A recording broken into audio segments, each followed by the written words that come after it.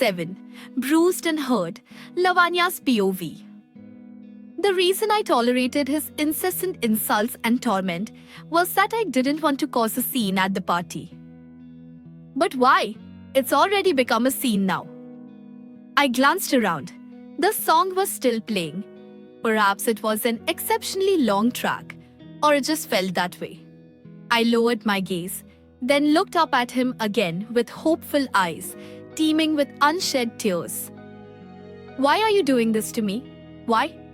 Suddenly, his expression shifted from ego-driven arrogance to a calm, determined look. I felt him loosen his grip around my waist.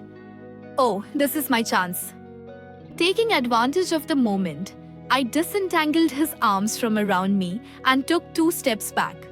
Without a second thought, I turned on my heels and ran towards the door, desperate to escape the hall. I hurried to the ladies' room. As soon as I reached the wash basin and caught my reflection in the mirror, I saw faint red marks scattered across my neck, belly, and arms. I suspected my back was marked as well. I turned, attempting to view my back over my right shoulder, when the door to the ladies' room suddenly swung open with a loud crash, making me jump. When my eyes met his, the last of my resolve crumbled. What is he doing here? Isn't this the ladies' room? Did I accidentally enter the wrong one? My eyes widened with shock and fear. I was certain this night would be my worst yet. I couldn't see any way out. He slowly closed the door behind him, keeping his eyes locked on mine. Then, he locked it from the inside, ensuring no one could enter. What? Why? Why did he lock the door? Why? What am I supposed to do? I frowned, watching his hand linger on the lock, and when he turned to face me, I froze in terror. There wasn't a single window to escape through. I began to walk backward, but he slowly advanced toward me. Fear and sadness gripped me. I couldn't even fathom what was about to happen. Tears poured down my face, and suddenly my back collided with the wall. That's it, I'm finished. He stood far too close and pressed both palms against the wall on either side of me, trapping me. I swallowed repeatedly. Scared? He asked in a husky voice, and I felt his breath brush my face. What kind of question is that? Of course I'm scared. Can't you see it? You've won. Now please let me go. Please, I begged, tears choking my words. I closed my eyes tightly, chanting the names of the gods under my breath. Please. God help me, please, I whispered through sobs. As my eyes stayed shut, I felt his hand touch my forehead, and a scream ripped from me. No, I cried out, only to feel his fingers trail down to my cheek, and then, inexplicably, to the back of my ear. Don't touch me, don't. Why my ear? I opened my eyes to see what he was doing, and realized that he was brushing strands of hair from my face to tuck them behind my ear. The gesture felt far too intimate for me. A boss shouldn't overstep his boundaries, and this one seemed to be a constant violator. I trembled uncontrollably, expecting him to forcefully grab me at any moment, but instead, he sighed. I noticed something today. He turned and walked toward the door. Thank God. He stopped right in front of it and turned back to face me. Oh no, not again. You wear typical Indian outfits, and no one else here dresses like that. Only you. And it's unprofessional and distracting, he said, his tone thoughtful, though his eyes were anywhere but on me. What? Where did that come from? I nervously swallowed, trying to make sense of his words. I had never understood him before, but this time I couldn't read his mind or his expression. Still, I was slightly relieved he was standing far from me now. So, he shot me a glare with a smirk, and my alertness returned. Oh God, his eyes are terrifying. As your boss, I'm ordering you to wear strictly formal attire from now on, just like the other female employees. Skirt, shirt, jacket, stilettos, etc. He announced. What? Is he insane? I furrowed my brows in confusion, and I opened my mouth to respond, but no words came out. I stood there, dumbfounded, unable to process what he had just said. That's all. Now, you can go back to whatever you were doing before, he added with a smirk, gesturing toward the mirrors. I glanced at them, then quickly looked away, feeling utterly embarrassed. He turned to the door, but before leaving, he paused, looking back at me with a warning. And one more thing, never ever dare to ignore me again, I gasped. He slammed the door shut, making me flinch. I slowly turned back to face my reflection in the mirror. Western formal attire? Jackie's POV. I slammed the door behind me after delivering my warning. She would never dare ignore me again. I walked back to the party with a satisfied smile on my face. People stared at me with their mouths hanging open, but I didn't care. I never cared about what others thought of me. I do whatever I want, whenever I want. That's who I am, Jackie Dawson. Love me or hate me, but never ignore me. After the party, I returned to my duplex and slept soundly, knowing I had never enjoyed a party quite like that. It was unforgettable. The next day, I woke up early, got ready, and started my car to head to the office. But just in front of the gate, I had to stop as I saw a girl talking to the security guard. She was riding a bike, wearing a white, long, flared dress and a helmet. I honked impatiently, irritated that she was blocking my way. I didn't want to be late. Who is she? Doesn't she know people are waiting? The entrance isn't hers alone, is it? She turned her head to glance back for a fraction of a second, then quickly turned it back to the guard and waved a hurried goodbye. She drove off so fast that in the blink of an eye, she was gone from my sight. Was I hallucinating? I shook off the thought and drove to the office with a determined mindset. After parking, I took the elevator to my floor. People greeted me with weak smiles, but I didn't mind. I walked to my office and started going through the meeting files for the day. My phone rang, and I saw it was James calling via video. "Oh, James." "Hey," I greeted, answering the call. "Good morning, Mr. Dawson," James replied. How's work? Anything new?" I asked casually. "Everything's fine here, sir. We've sent a legal notice to that company," he informed.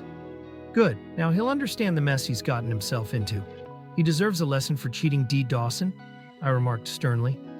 "Okay, now how was the journey and your first day in India?" he asked, curious. I took a deep breath and replied, "Unbloody believable." "Oh, tell me all about it," he urged. How could I even describe my first day to him? Well, it was scary at first, then funny, then irritating, then regretful, then sweet, then beautiful, then confusing, then intimidating, then annoying, then sexy, then interesting, and finally satisfying, I explained, making a different expression for each adjective. James looked completely confused. That was very well described, but don't you think it's a little too brief for someone to really understand? It'd be kind of you to elaborate a bit more, he suggested, and I laughed. I'll tell him more, but some other day, I guess. Do you know that people here call man Walla? Walla? He asked, clearly puzzled. It's W-A-L-A, like policeman, police walla, postman, post walla, good man, good walla, bad man, bad walla, I explained with examples. Oh, so you've started learning Indian now? Wow, he teased. No, not like that. My assistant's a funny guy. He taught me. People here are really funny and weird. Ah, cool. So you met some Indian village girl? He asked casually. Well, maybe. I guess. I paused before responding. I don't know. Whoa, what? Wait, what is that look? You've got to be kidding me. You seriously met a village girl? Oh no. What did I do? I should have said no. I didn't meet any village girl, I lied, avoiding his gaze. Who is she? What's her name? How did you meet her? Well, it's too late now.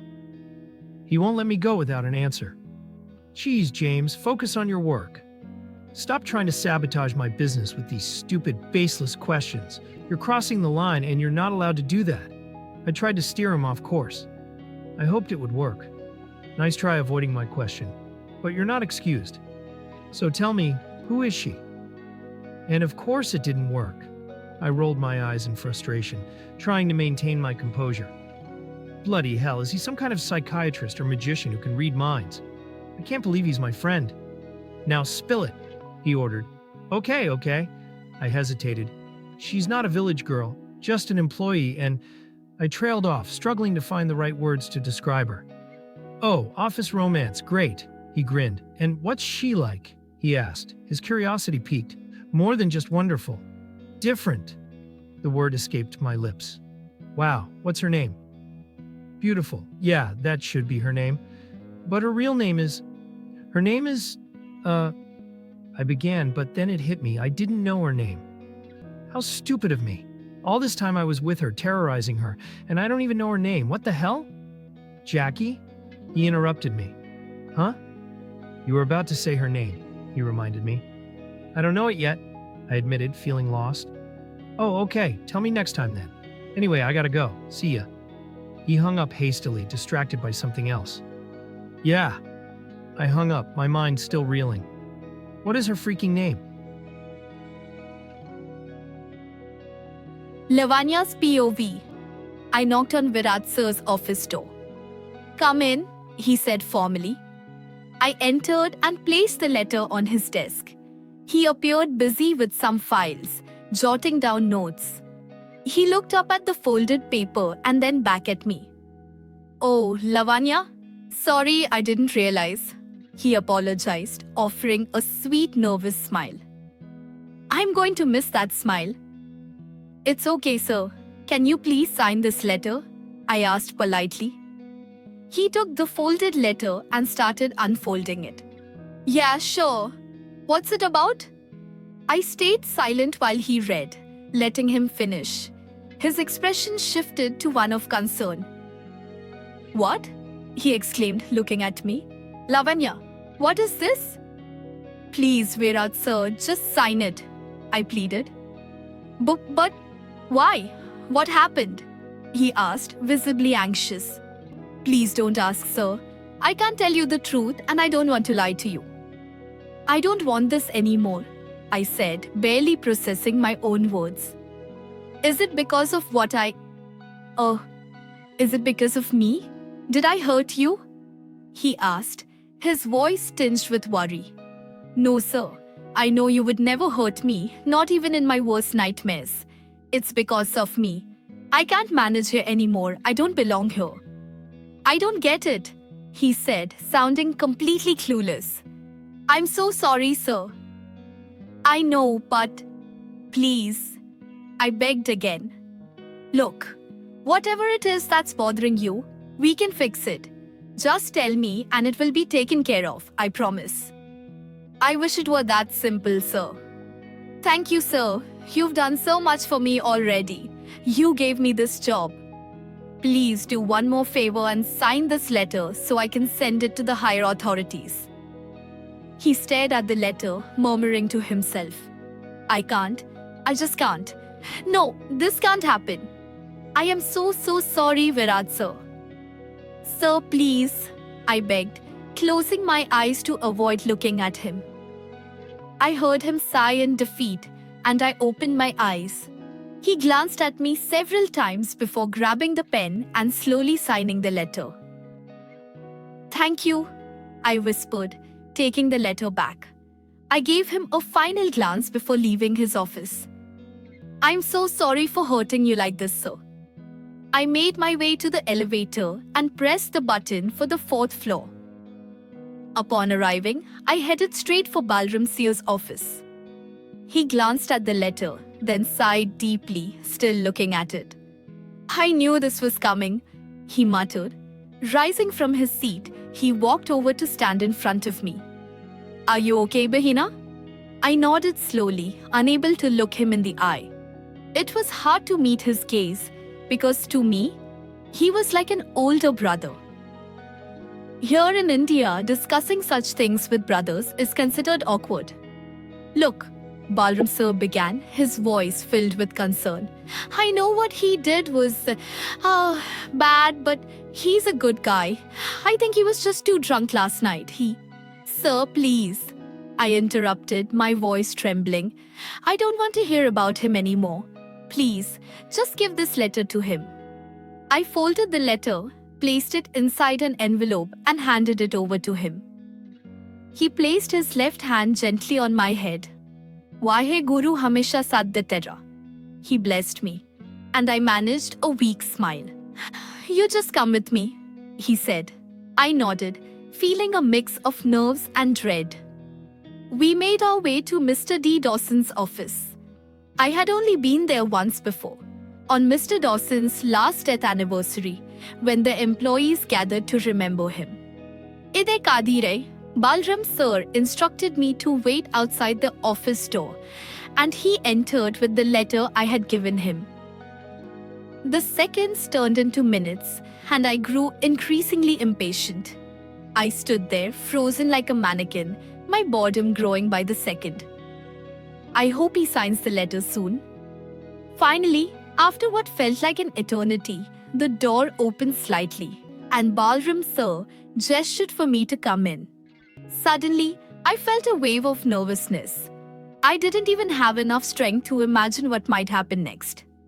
All the best to me. I took a deep breath and stepped inside.